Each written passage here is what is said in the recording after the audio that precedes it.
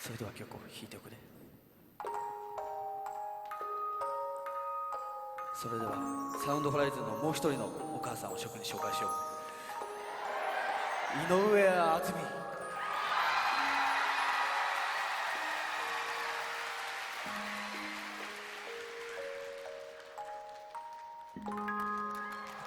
そうにして差し出した手をね、は小さな指で懸命に切り返してくる。あなたの歩む道のりがだら輝くように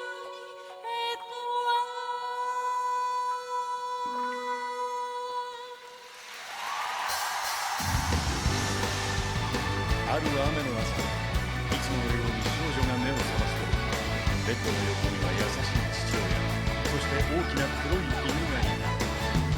雨の匂い、くすぐったい頬、どこか懐かしいぬくもり、小さな姉と大きな妹、二人と一匹、家族となった特別な朝。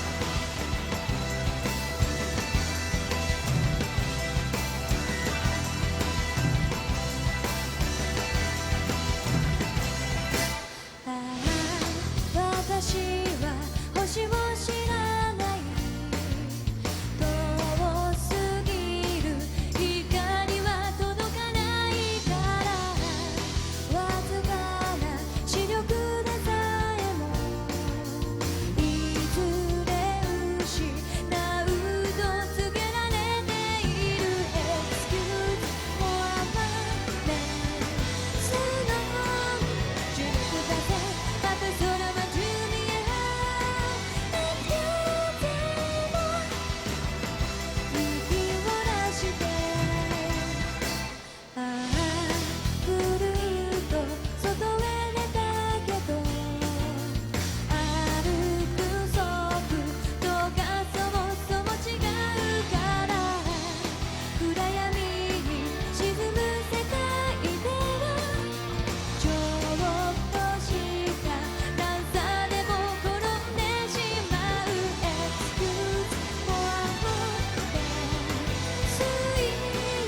重力風、また空は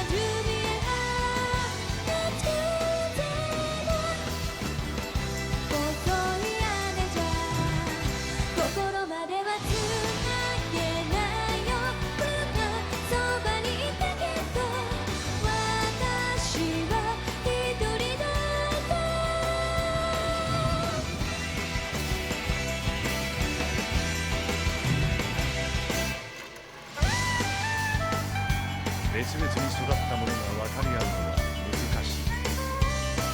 ましてや人と犬の間であればなおさらのことである。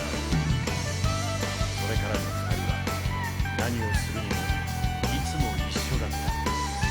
まるで空白の時を埋めようとするかのように。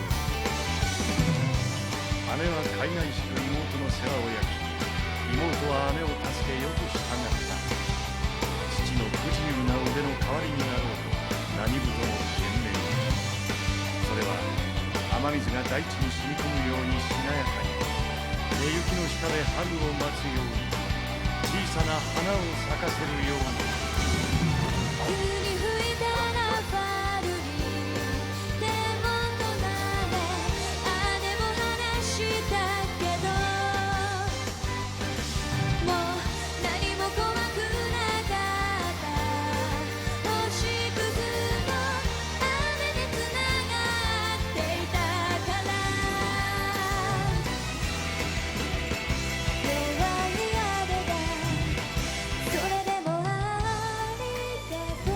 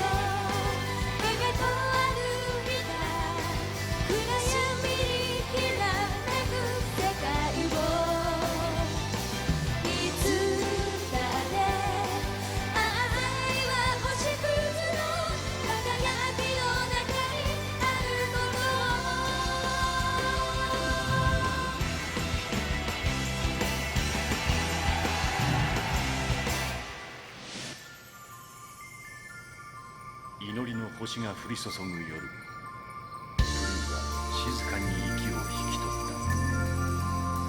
痛みの雨が降り注ぐ朝、冷たくなった彼女の腹から取り出されたのは、光を抱いた小さなぬくもり、黒銀の毛並みを持つ子犬だった。そしてロマンの翼は散り